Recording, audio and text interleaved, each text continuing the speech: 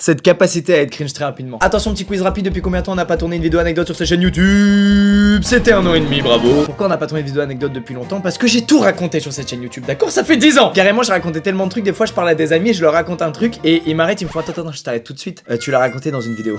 je connais déjà l'histoire. Je vous ai essentiellement raconté dans toutes ces vidéos anecdotes des trucs qui me sont arrivés quand j'étais plus jeune, quand j'étais soit ado, voire même enfant pour pas mal d'entre elles. Aujourd'hui, c'est des trucs que j'ai vécu au cours quasiment que de la dernière année. Je vais pas raconter 3 anecdotes contrairement à d'habitude, je vais en raconter 2, mais les 2 c'est le même thème, c'est des rencontres badantes. Il m'est arrivé 2 trucs où j'ai pensé à vous. Au moment où ça m'est arrivé, je me suis dit, ça y est, je vis un putain de thread d'horreur. C'est mon tour, c'est ma propre histoire que je vais bientôt raconter. Et c'est la vidéo d'aujourd'hui. Première anecdote, on est en mars 2020, c'est le premier confinement. Premier confinement, c'est-à-dire le confinement que les gens ont respecté. De fou. Et moi, je vous cache pas, pendant ce confinement, j'avais 2 petits plaisirs. Le premier, c'était de live beaucoup plus qu'habituellement, parce qu'il y avait plein de gens qui étaient devant l'ordi et il y avait une bête d'ambiance sur internet en vrai. Beaucoup plus que dans la vraie vie. Nous sommes en guerre. Et j'avais un deuxième kiff que plein de gens ont eu ici, c'est sûr. Ceux qui avaient des chiens, c'était sortir Natsu. Pourquoi c'était beaucoup plus kiffant que d'habitude? Parce que je pouvais marcher au milieu de la route. J'en avais rien à foutre. Paris, c'était devenu ma ville, mec. J'avais l'impression d'être le shérif. C'était une ambiance trop bizarre et hyper agréable pour tous ceux qui avaient un chien parce qu'en gros, on était les seuls à avoir le droit de sortir. Et jamais j'aurais imaginé marcher dans Paris désert. Bref, on est jeudi soir. Le jeudi soir, vous le savez si vous êtes un squeezos de qualité. Je suis en live sur Twitch. Oh, petite auto-promo là, vite fait. Ce soir-là, je sais pas pourquoi, mais le live il finit tard, il finit autour de 3h du mat. Comme tous les soirs, et comme à chaque fois que j'ai fini de live, je prends Natsu et je le sors. Mais ce soir-là, je veux me taper un kiff. Je me dis, putain, Paris est vide. Je veux voir les Champs-Élysées vides et marcher au milieu de la route. Petit kiff bizarre, inédit, je pourrais plus jamais le faire. J'arrive sur place, je suis au milieu de la grande avenue. Pas un bruit autour de moi, pas une voiture, pas une personne, juste moi, Natsu et l'Arc de Triomphe. Mais petite gage quand même, ce soir-là, c'est le soir où il y a eu une méga tempête à Paris. Je sais pas si vous vous souvenez. Il y avait un vent de malade, il pleuvait à torrent. Je suis au milieu de cette pluie battante, c'est beau, ça fait des reflets par terre. Tu sais, c'est un peu les moments où tu mets du necfeu dans tes oreilles, tu mets les étoiles vagabondes, tu marches seul et tu te dis, ouah, je suis trop en bas de là. Vous voyez pas? Bref, je marche, je suis en train de remonter l'avenue des Champs-Élysées, et que vois-je au loin? Un homme qui court très vite. Et qui court très vite vers moi. Au début, je m'inquiète pas plus que ça, et puis je me dis, attends, il y a personne dehors à part moi. C'est forcément vers moi qu'il court. Et il se rapproche. Et qu'est-ce que je fais, moi, comme une énorme victime? Écoutez-moi bien. Je fais un petit angle droit pour retourner sur le trottoir, en mode genre, pile à ce moment-là, comme par hasard, j'ai une petite envie, c'est marcher sur le trottoir. Et puis j'entends les bruits de pas qui s'accentuent, et je comprends que, tiens, comme par hasard, le gars a aussi décidé de prendre la direction du trottoir. C'est étrange ça. Et là, il se passe ce qui devait arriver. Le mec me fait, hey! Quand ça m'arrive, ce genre de truc, je nie. Je suis dans le déni le plus total. Le déni, c'est regarder Natsu faire, allez Natsu, tu marches. Du coup, je m'éloigne avec mon téléphone dans la main et le gars continue de me parler. Il fait hey! Et il devient un peu agressif. Je me dis, bon, Lucas, t'es une grosse victime qui fuit tout conflit ou toute situation malaisante, mais là, let's go, t'as pas le choix, il va falloir gérer ce truc. Je me retourne, j'affronte ma destinée, je prends les choses en main. Je le vois, il est méga propre sur lui. Mais il a l'air explosé. Je sais pas s'il est bourré de malade, s'il a pris de la drogue ou j'en sais rien, mais il a l'air éclaté. Il s'approche de moi et il tend la main pour prendre mon téléphone. Frérot, c'est pas une manière de faire. J'étais à 2 doigts de lui donner. Évidemment, je range le téléphone dans ma poche et je lui dis, frérot, désolé, non, va à la Fnac. Et là, il me regarde et il dit une phrase en arabe. Moi, je vous cache pas, les mots arabes que je connais, c'est Starfoula, Inch'Allah, mais je veux quand même lui répondre, donc je me mets à lui parler anglais, avec l'accent le même que j'ai dans les vidéos. Sorry, I don't speak Arabic. Have a good evening, dude. 680 degrés, ça dégage. Et là, il dit un mot qui résonne en moi. Please. Je me fige et je me dis, mais le mec a l'air en détresse. Peut-être qu'il a besoin de mon téléphone. Et là, je sors mon téléphone et j'ouvre Google Traduction. Il se met à parler arabe dans mon téléphone. Et là, la traduction s'affiche. Je suis de Dubaï. Je devais prendre un train à Gare de l'Est, mais on m'a tout volé. Ça fait 3 heures que je marche dans Paris. S'il te plaît, aide-moi. L'écho sur le moi, je l'ai vraiment eu dans ma tête en lisant le truc. Et là, je le re-regarde et je comprends qu'en fait, il est ni bourré ni drogué. Il est juste en état de choc absolu. Ce qui fait à peu près les mêmes effets que si tu prends du LSD, de l'alcool et de la weed en même temps. Et là, il m'arrache mon tel des mains. Je me dis, oh, tout ça n'était qu'une mascarade. Et c'est donc bel et bien un voleur. Et quelques secondes plus tard, il me rend mon téléphone. Et en fait, il venait d'ajouter quelqu'un dans mes contacts et de lancer une convoi WhatsApp avec lui. Et donc, je comprends que c'est le numéro d'un de ses proches et qu'il faut que je l'appelle pour que ce mec nous vienne en aide. Quelques secondes plus tard, je suis en FaceTime avec un mec à Dubaï en haut d'une tour. Zéro blague. Il me dit, give me my brother. Me donne pas d'ordre, frérot. Je suis quand même en train d'aider ton frère qui est en slip dans Paris à 3h du mat. Tu peux juste être un peu poli, c'est give me my brother. Du coup, je file mon tel à son brother. Les deux, ils parlent 10 minutes. 10 minutes, je sais pas ce qu'ils se racontent, mais ils commencent à me péter les couilles. J'ai envie de rentrer chez moi, j'ai envie de dormir. 10 minutes plus tard, je récupère mon tel. Le frère du mec est toujours en FaceTime et il me dit I'm gonna find an hotel. Please stay with my brother until I contact you back. Bon, son accent était différent, mais il était à chier comme le mien, voilà, je me permets. Je suis baisé, je dois attendre avec lui, le temps que son frère rappelle, puisque son seul point de contact, c'est mon téléphone à moi. C'est horrible, je suis bloqué, mais d'un autre côté, je me dis, bon, le gars a compris que je venais en aide à son frère, il va faire vite. Le frérot, dans sa tour à Dubaï, il va bombarder, là, les appels, la chambre d'hôtel, dans 3 minutes, elle est bookée. 40 minutes.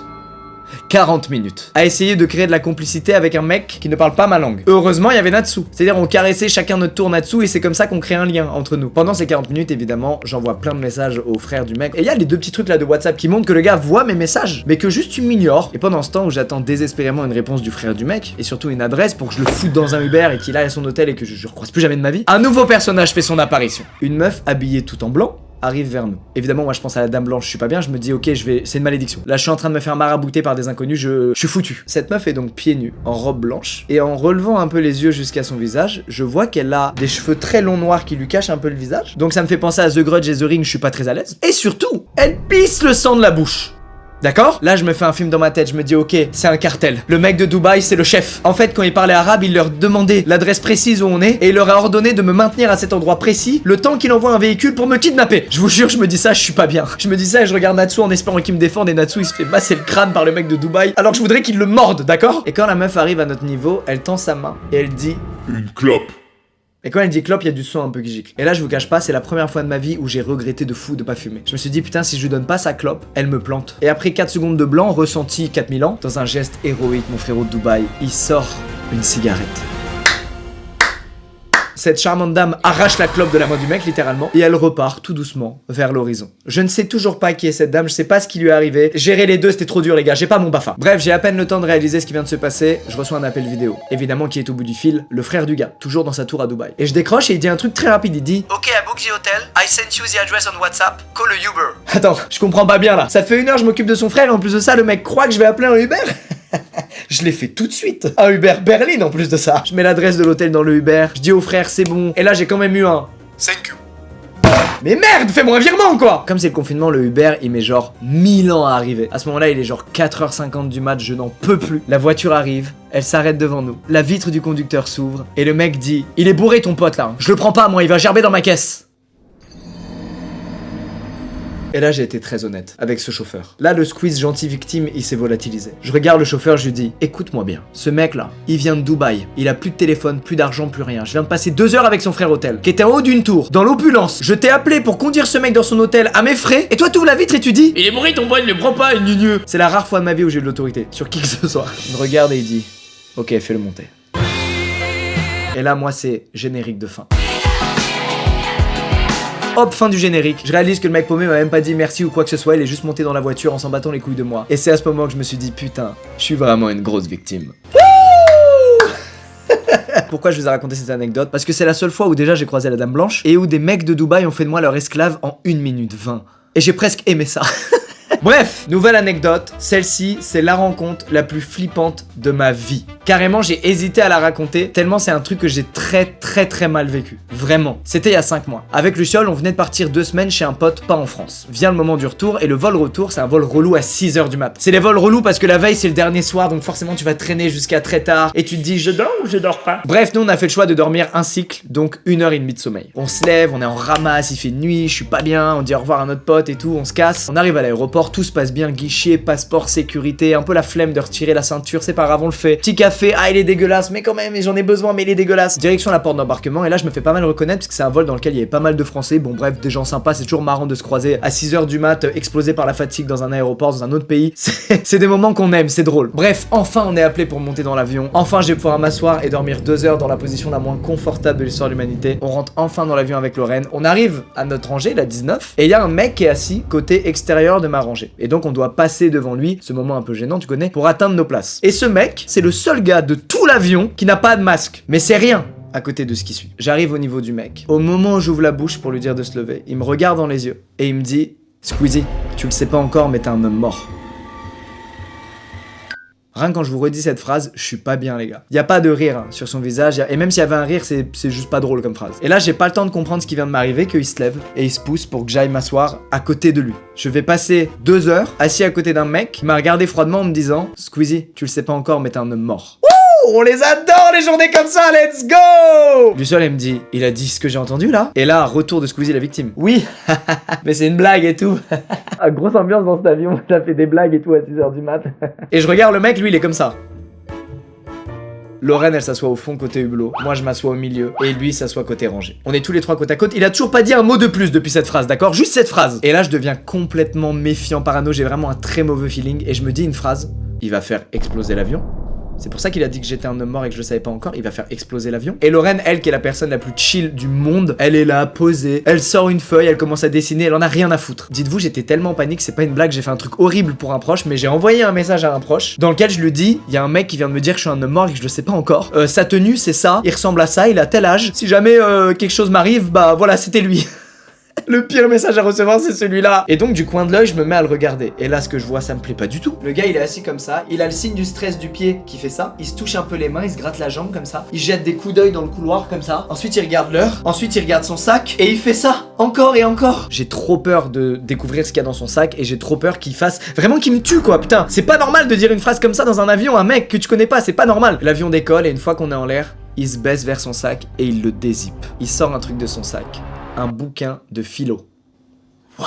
Et là je me dis, mais attends en fait, je suis trop sur la défensive. Détends-toi Lucas, t'as dormi qu'1 heure et demie, ça te monte à la tête là. En fait tu le sais pas encore mais t'es un homme mort, c'est genre une phrase philosophique qui a un sens profond mais ça m'échappe parce que moi je suis pas très bon en philo. Et là il sort son téléphone. Et là je vois le fond d'écran de son téléphone. Je l'ai reproduit pour vous. C'est ça.